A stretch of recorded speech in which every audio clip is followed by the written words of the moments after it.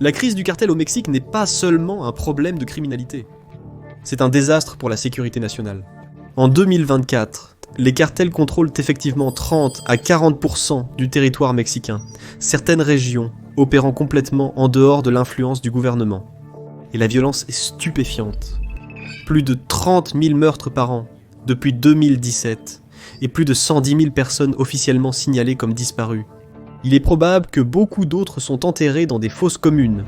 Le trafic de drogue, la traite des êtres humains, l'extorsion et les guerres de cartels ont transformé le Mexique en l'un des pays les plus dangereux du monde.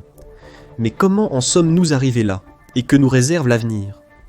Dans les années 1980 et 1990, le trafic de drogue dans les Amériques était dominé par les cartels colombiens, en particulier les cartels de Medellín et de Cali. Ces organisations étaient expertes dans la production et le trafic de cocaïne, la faisant passer clandestinement aux États-Unis par des routes des Caraïbes. Mais ensuite, tout a changé. En 1993, la mort de Pablo Escobar a porté un coup significatif au cartel de Medellín, et les forces de l'ordre américaines ont de plus en plus mis la pression sur les trafiquants de drogue avec des patrouilles navales. Alors que le trafic de cocaïne par les Caraïbes devenait plus difficile, les cartels colombiens ont trouvé de nouvelles routes terrestres à travers le Mexique pour transporter leurs produits. Au début, les cartels mexicains n'étaient que des transporteurs. Mais à mesure qu'ils manipulaient de plus en plus de cocaïne, ils ont commencé à prendre le contrôle de toute l'opération, de la production à la distribution. Ce changement de pouvoir a marqué le début de l'ascension du Mexique en tant qu'acteur dominant dans le commerce de la drogue. À la fin des années 90 et au début des années 2000, les cartels mexicains n'étaient plus seulement des intermédiaires. Ils s'étaient transformés en empires criminels mondiaux, contrôlant non seulement le trafic de drogue, mais aussi le trafic d'êtres humains, l'extorsion et le trafic d'armes. L'un des plus grands noms de cette nouvelle ère des cartels mexicains est le cartel de Sinaloa, qui était dirigé par le tristement célèbre Joaquín El Chapo Guzmán. Sous sa direction, Sinaloa est devenue l'organisation de trafic de drogue la plus puissante au monde. Il ne s'agissait plus seulement de cocaïne. Sinaloa s'est spécialisé dans l'héroïne, la méthamphétamine et le fentanyl, avec des opérations couvrant plus de 40 pays. Même si El Chapo a été capturé et envoyé aux États-Unis, son cartel reste une force majeure, grâce en partie à ses fils, qui continuent l'entreprise familiale. Sinaloa a joué un rôle crucial dans l'inondation des États-Unis par le fentanyl, un opioïde synthétique qui est 50 fois plus puissant que l'héroïne. Leur utilisation extensive de tunnels sous la frontière entre les États-Unis et le Mexique, leur influence sur les forces de l'ordre et leur capacité d'adaptation les ont maintenus au sommet du jeu. Il y a ensuite le cartel de Jalisco Nueva Génération, ou cartel de Jalisco Nueva Génération, qui a connu une ascension rapide au cours de la dernière décennie. Il est connu pour sa violence extrême et ses tactiques impitoyables. Les opérations de style militaire du cartel de Jalisco Nueva Génération, y compris les embuscades, les exécutions et l'utilisation d'armes à haute puissance, en ont fait l'une des organisations criminelles les plus dangereuses du monde. Ce cartel a pris en charge la production de fentanyl, qui est responsable d'un nombre stupéfiant de décès aux États-Unis, entre 70 000 et 80 000 décès liés à cette drogue seule.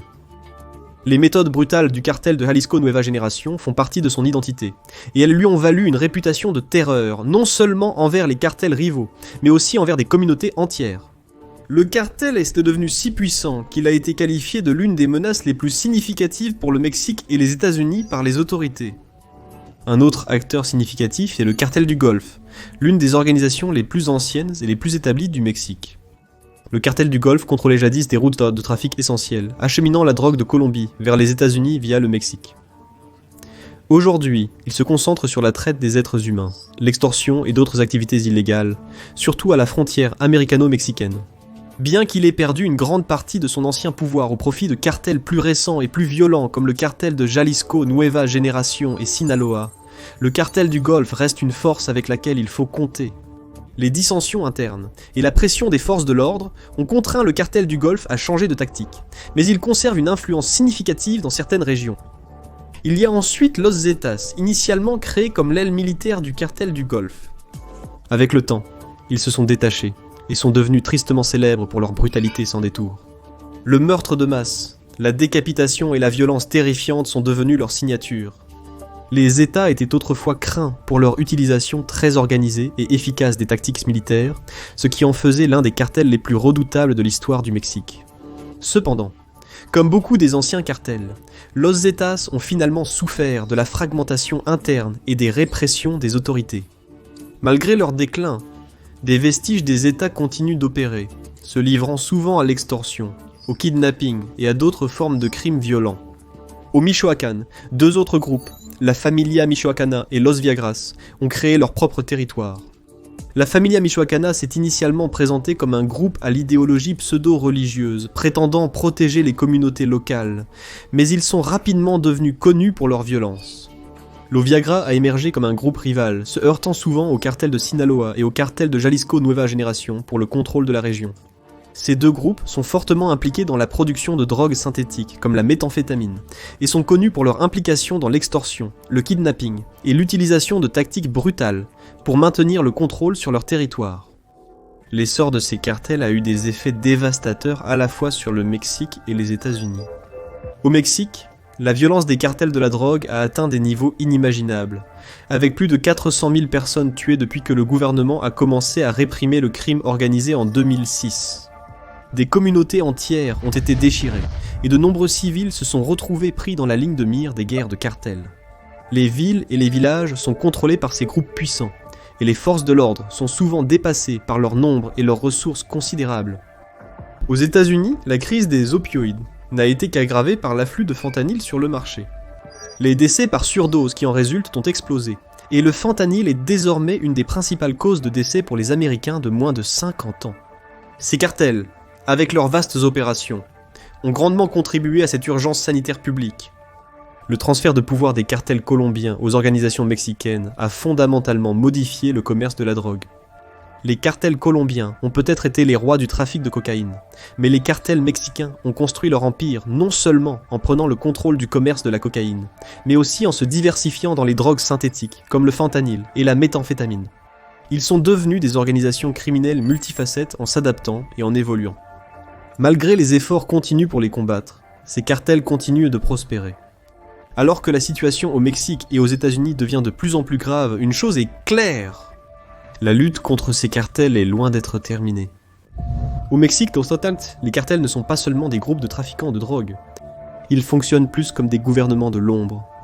Chaque cartel règne sur des territoires spécifiques, avec un niveau de contrôle et d'influence qui peut rivaliser avec l'État lui-même. Ces empires criminels ont divisé le pays en régions où ils se spécialisent dans tout, de la production de drogues à l'extorsion, la traite des êtres humains, et même le vol de carburant. Le cartel de Sinaloa est l'une des organisations les plus puissantes et les plus connues au monde, et son influence s'étend à travers le Mexique et au-delà. Basé principalement dans la région de Sinaloa, le cartel contrôle des routes cruciales de trafic de drogue, en particulier celles utilisées pour transporter de la cocaïne et du fentanyl aux États-Unis. Pour Sinaloa, le commerce de la drogue est une entreprise mondiale. Ils ont des réseaux mondiaux étendus, et leur capacité à naviguer dans des routes de contrebande complexes les a maintenus comme l'un des principaux acteurs dans le monde des cartels. Dans l'état de Jalisco à l'ouest, le cartel de la nouvelle génération de Jalisco, ou cartel de Jalisco Nueva Génération, domine. Ce cartel est tristement célèbre pour ses tactiques violentes, y compris les confrontations directes avec le gouvernement mexicain. Le cartel de Jalisco Nueva Génération s'est rapidement transformé en l'un des cartels les plus dangereux et influents du pays. Leur principale source de revenus est la production de méthamphétamine, malgré leur implication dans d'autres activités illégales. Jalisco est devenu l'épicentre de la production de méthamphétamine au Mexique, et les opérations du cartel de Jalisco Nueva Génération s'étendent sur de vastes zones de l'État, où ils contrôlent à la fois la production et la distribution. La nature violente du cartel ne se limite pas aux cartels rivaux. Ils ont ciblé les forces de l'ordre et les fonctionnaires avec une brutalité efficace, utilisant souvent des opérations de style militaire pour affirmer leur domination. En se dirigeant vers l'est, le Tamaulipas est un champ de bataille pour le contrôle entre le cartel du Golfe et les restes des Cepa.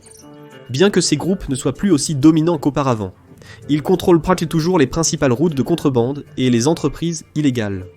Le Tamaulipas est célèbre pour son rôle dans le trafic d'êtres humains et le vol de carburant. Les cartels exploitent les régions frontalières pauvres pour faire passer illégalement des personnes aux États-Unis. Ils ont amassé des milliards grâce au siphonnage illégal de carburant. Le contrôle de cette région par les cartels du Golfe est facilité par leur accès à des infrastructures critiques, telles que les pipelines et les réseaux de distribution. Pendant ce temps, Les Zetas, qui étaient à l'origine un groupe paramilitaire formé par des forces spéciales mexicaines défectueuses, continuent d'utiliser une violence brutale pour maintenir le contrôle sur cette région. Dans le Michoacán, une région riche en ressources agricoles, plusieurs cartels se disputent la dominance. Mais le cartel de Jalisco Nueva Generación, Los Viagras et la Familia Michoacana sont les principaux acteurs. Bien que ces groupes se livrent à une variété d'activités criminelles, l'une de leurs opérations les plus lucratives est l'extorsion des agriculteurs locaux, d'avocats et de citrons verts. Ces cultures sont essentielles à l'économie de la région, et les cartels sont connus pour exiger de l'argent de protection des agriculteurs, utilisant souvent des moyens violents pour faire respecter leurs exigences. En plus de l'extorsion, ces groupes sont fortement impliqués dans la production de méthamphétamine, de nombreuses zones rurales du Michoacán, servant de laboratoire clandestin pour la drogue. La violence et l'extorsion qui sévissent dans la région rendent la vie de plus en plus difficile pour les résidents locaux, qui se retrouvent souvent pris dans les feux croisés entre les cartels concurrents. Dans le Guerrero, la situation est tout aussi sombre. Cet état est connu pour sa production d'héroïne, et plusieurs cartels, dont les Guerreros Unidos, un groupe dissident de l'organisation Beltrán Leyva, se battent pour le contrôle de cette industrie lucrative. Le Guerrero est l'une des régions clés du Mexique pour la culture des pavots, qui sont ensuite transformés en héroïne. Ces cartels contrôlent non seulement la production, mais aussi le trafic de la drogue, qui est introduite clandestinement aux États-Unis et sur d'autres marchés. Le commerce de l'héroïne à Guerrero est si dominant qu'il est devenu une source majeure de revenus pour de nombreux groupes criminels de la région, qui utilisent leur pouvoir pour imposer leur règne sur les communautés locales. La violence associée au commerce de l'héroïne a conduit à un conflit constant, avec des cartels rivaux se battant pour le contrôle des régions de culture du pavot et des routes de trafic. Chacune de ces régions fonctionne presque comme son propre pays, où les cartels agissent comme des gouvernements de l'ombre. Ils taxent les entreprises locales, appliquent leurs propres lois et résolvent même les litiges au sein de leur communauté. Par exemple, si un commerçant local refuse de payer l'argent de protection au cartel, les conséquences peuvent être mortelles. Les cartels ont leur propre mécanisme d'application, utilisant souvent la violence pour maintenir le contrôle et garder les civils en ligne. Que ce soit par enlèvement, décapitation ou tuerie de masse, les méthodes des cartels sont à la fois brutales et efficaces. Dans certaines zones, les membres du cartel agissent en tant qu'autorité de facto, offrant protection en échange de loyauté et d'argent, tout en punissant quiconque ose les contrarier. Le pouvoir que ces cartels exercent sur leur territoire est un défi direct à l'État mexicain, qui a du mal à reprendre le contrôle dans les zones dominées par les organisations criminelles. Les cartels sont bien équipés, souvent mieux armés, et mieux financés que les forces de l'ordre locales. Ils ont également un vaste réseau de fonctionnaires corrompus à leur solde, ce qui rend encore plus difficile pour le gouvernement de serrer la vis sur leurs opérations. Dans ce monde, les cartels ne sont pas seulement des criminels, ils sont les dirigeants de leur domaine. Ils définissent ce qui se passe dans leur territoire, et leur influence s'étend bien au-delà du commerce de la drogue. De l'extorsion des agriculteurs à la gestion des opérations de trafic d'êtres humains, le pouvoir de ces cartels est absolu. Pour de nombreux Mexicains vivant dans ces régions, la vie sous le contrôle des cartels est devenue une réalité dure, avec peu d'espoir de changement, à moins que le gouvernement mexicain ne puisse relever un défi sérieux à ces empires criminels. Dans de nombreuses régions du Mexique, où le gouvernement a eu du mal à maintenir le contrôle, les cartels ont pris le relais, comblant le vide et assumant le rôle de gouvernement de l'ombre. Ces organisations criminelles ne se limitent pas aux drogues et à la violence. Ils gèrent des communautés entières, fournissant des services, faisant respecter les lois et contrôlant même les économies locales. Cependant, bien qu'il puisse sembler que les cartels prennent le relais là où l'État a échoué, la vie sous leur règne est loin d'être bienveillante. C'est un cauchemar de peur, de coercition et de brutalité. L'une des méthodes les plus insidieuses par lesquelles les cartels maintiennent le contrôle est l'extorsion, exigeant le piso ou l'argent de protection de quiconque essaie de gérer une entreprise. Cette pratique n'est pas réservée qu'aux grandes entreprises. Les vendeurs de rue, les petits agriculteurs et même les magasins locaux sont contraints de payer. Dans l'état de Michoacán, par exemple, les agriculteurs d'avocats doivent remettre jusqu'à $1000 par hectare chaque année. Le non-respect des règles des cartels peut entraîner des conséquences mortelles. Leur message est simple mais brutal. Payez l'impôt ou faites face à des représailles. Dans les régions où ces cartels ont établi leur domination, de nombreux résidents n'ont d'autre choix que de se conformer aux exigences du cartel par peur pour leur vie ou pour la sécurité de leur famille. Cependant, Ce n'est pas seulement de l'extorsion et de l'intimidation. Les cartels, en particulier les plus puissants, comme le cartel de Sinaloa et le cartel de Jalisco Nueva Generación, savent que gagner la sympathie des populations locales est essentiel pour maintenir leur emprise sur le pouvoir.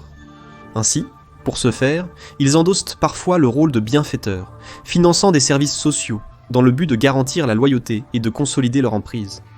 Pendant la pandémie de coronavirus disease, 19 par exemple, le cartel de Jalisco Nueva Generación et le cartel de Sinaloa ont tous deux distribué des colis d'aide aux communautés en difficulté, fournissant de la nourriture et des fournitures à ceux qui en avaient désespérément besoin. À première vue, on pourrait penser que ces cartels agissent par gentillesse ou par devoir civique, mais cette bienveillance est stratégique. Le but est d'acheter la loyauté, et plus important encore, de s'assurer que les gens de ces régions voient les cartels comme des protecteurs, et pas seulement comme des criminels. Cette tactique crée une sorte de dépendance, où la population locale a l'impression de devoir sa survie aux cartels, ce qui la rend moins susceptible de résister ou de contester leur autorité. Mais pour ceux qui ne se conforment pas à la règle du cartel, la punition peut être rapide et horrible. Les cartels imposent leur autorité avec une brutalité impitoyable, utilisant des exécutions publiques et des démonstrations macabres de violence pour envoyer des messages à quiconque pense à sortir des rangs. Dans certains cas, les victimes ont été décapitées ou soumises à des bains d'acide, des méthodes destinées non seulement à tuer, mais aussi à instiller la peur dans la communauté. Qu'il s'agisse d'un informateur, d'un membre d'un gang rival, ou même d'un civil innocent pris au mauvais endroit au mauvais moment, personne n'est à l'abri des punitions brutales infligées par les cartels. La violence est souvent publique, destinée à envoyer un message glaçant que toute tentative de défier les lois du cartel sera accueillie avec le même sort. Peut-être que l'un des aspects les plus effrayants du contrôle des cartels est leur capacité à recruter des enfants dans leurs armées. Dans certaines régions, des enfants dès l'âge de 10 ans sont enrôlés de force et entraînés pour être utilisés comme soldats de première ligne par les cartels. Ces jeunes recrues sont souvent contraintes ou menacées de rejoindre, et ceux qui refusent sont soumis à des conséquences horribles. La torture ou la mort est une punition courante pour ceux qui tentent de s'échapper ou de résister à l'influence du cartel. Pour ces enfants, le choix est simple, rejoindre le cartel ou faire face à un sort atroce. Nombreux sont contraints à des activités violentes, telles que le narcotrafic, les contrats d'assassinat ou le travail de guet. Les cartels prédatent sur les jeunes vulnérables, leur offrant protection et sentiment d'appartenance, tout en les transformant en instruments de violence et de terreur. Sous le règne des cartels, la vie devient une lutte quotidienne pour la survie. Les habitants de ces territoires font souvent face à un dilemme, se soumettre ou subir des représailles. Les cartels créent en bien des façons un système où ils sont à la fois les oppresseurs et les fournisseurs, rendant presque impossible pour les résidents de se libérer de leur contrôle. La peur de la violence, la menace de mort et l'extorsion constante laissent peu d'espoir aux gens de s'échapper. L'incapacité ou le manque de volonté du gouvernement à défier ces cartels ne fait que renforcer leur emprise sur le pouvoir, et le cycle de violence continue sans relâche. Les cartels mexicains ont évolué bien au-delà de l'image stéréotypée des gangs de rue. Ils opèrent maintenant comme de puissantes forces paramilitaires, avec des convois blindés, des drones et des lance-roquettes. Ces organisations ne se contentent plus de trafiquer des drogues. Ils mènent des guerres à grande échelle, laissant souvent derrière eux destruction et chaos. L'une des rivalités les plus sanglantes et les plus dangereuses aujourd'hui est le conflit en cours entre eux et le cartel de Sinaloa, une bataille qui a déchiré des régions entières, laissant d'innombrables vies perdues. Des milliers de personnes meurent chaque année à cause de la guerre entre deux cartels pour dominer le trafic de drogue, le territoire et l'influence. Alors que la bataille fait rage à travers le pays, des États comme le Michoacán et Zacatecas sont devenus l'épicentre de la violence des cartels. Des villes et des villages entiers ont été dépeuplés alors que les familles fuient, de peur d'être prises dans les feux croisés entre les cartels en guerre. La violence est souvent indiscriminée, visant toute personne qui se met en travers de la route de ces empires criminels.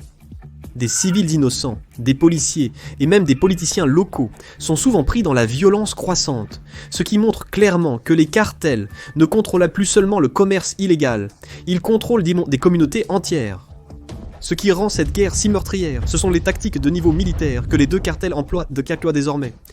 Les jours où les cartels comptaient uniquement sur des opérations de niveau de rue, ou des fonctionnaires corrompus pour mener à bien leur travail sont révolus. Ces cartels sont devenus sophistiqués et lourdement armés, adoptant le même type d'armes et de stratégies que vous attendriez d'une armée nationale. L'un des éléments les plus terrifiants de la guerre des cartels est l'utilisation de véhicules blindés, connus en anglais, sous le nom de tanks narcos, ou monstruos en espagnol. Ce sont des chars faits maison, des camions qui ont été renforcés avec de grosses couches d'acier, souvent équipés de mitrailleuses et, dans certains cas, de grenades propulsées par roquettes. Ces véhicules permettent aux cartels de prendre d'assaut des villes, d'embusquer des rivaux et de résister facilement à l'intervention militaire ou policière. Le cartel de Jalisco Nueva Génération en particulier a porté la guerre des cartels à de nouveaux sommets avec l'utilisation de drones.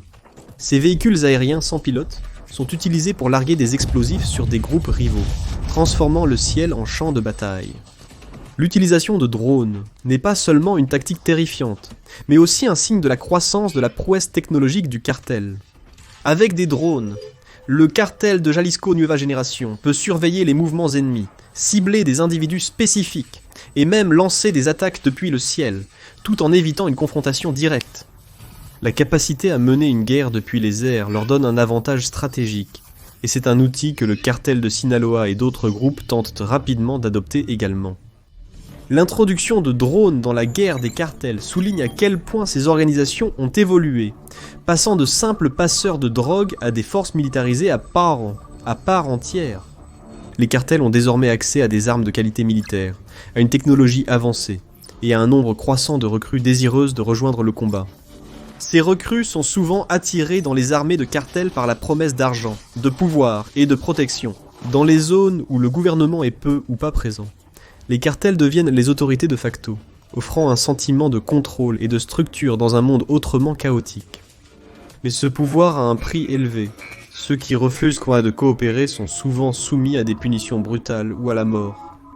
Au milieu de cette guerre, les lignes entre les gangs criminels et les forces militaires légitimes se brouillent. Les cartels opèrent, comme s'ils étaient leurs propres armées, avec leurs propres codes de conduite, classements et opérations stratégiques. Ils nouent des alliances avec d'autres cartels, mènent des batailles territoriales et utilisent leur influence pour influencer les gouvernements locaux et les forces de l'ordre. Pour les personnes vivant dans ces zones, l'incapacité du gouvernement à maintenir l'ordre ne fait que renforcer l'emprise des cartels. D'une certaine manière, les cartels commencent à ressembler aux forces militaires d'un État voyou. Ils ont la main-d'œuvre, l'armement et la volonté de lutter contre toute opposition, y compris le gouvernement mexicain.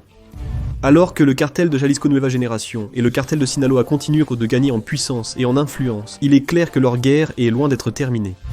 Leur capacité à terroriser des régions entières et à déstabiliser le pays représente un défi redoutable pour le Mexique, qui peine à contenir cette menace paramilitaire croissante. Les conséquences de cette guerre des cartels sont considérables. Alors que les cartels continuent d'étendre leur pouvoir et leur influence, des communautés entières souffrent. Dans la bataille pour le contrôle des empires criminels du Mexique, les enjeux sont élevés, et la guerre ne fait que s'intensifier. La lutte du Mexique contre les puissants cartels de la drogue fait rage depuis des décennies. Pourtant, le pays semble coincé dans un cycle interminable de violence et de corruption.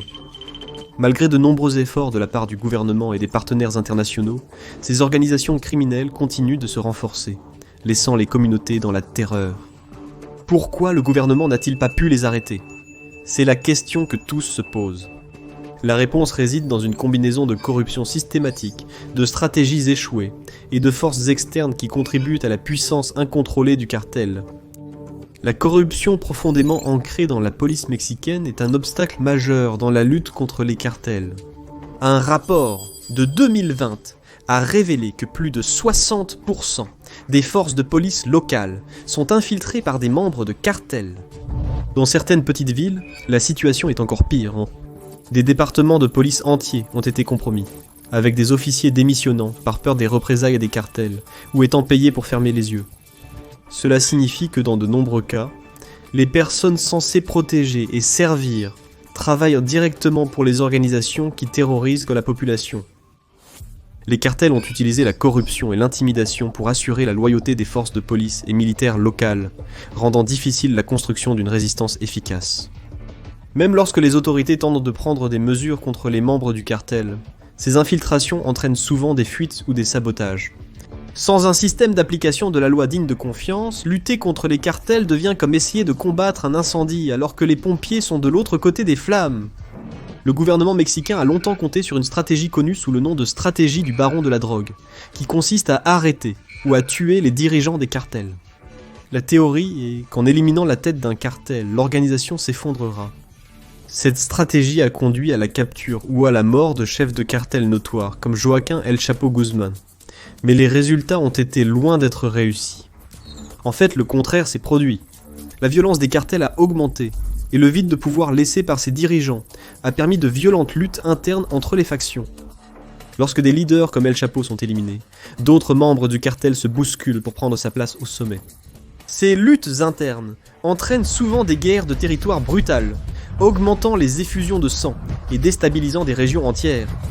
Il est devenu clair que l'élimination des leaders individuels ne s'attaque pas à la cause profonde du pouvoir des cartels.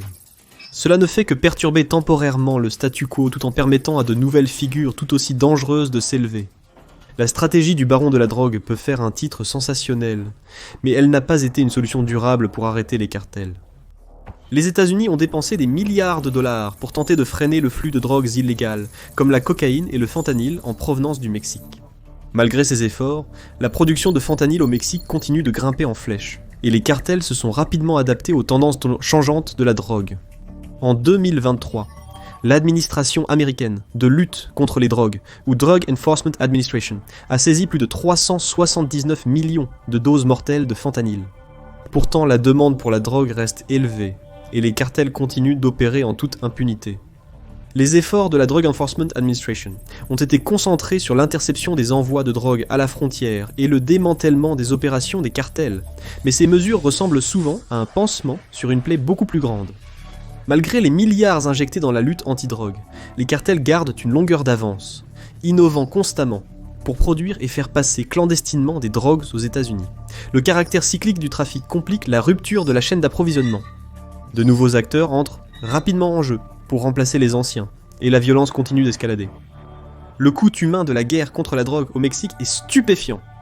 Plus de 500 fosses communes ont été découvertes à travers le pays, offrant un rappel glaçant de la brutalité avec laquelle les cartels traitent ceux qui les croisent. La violence a aussi fait des ravages chez les journalistes.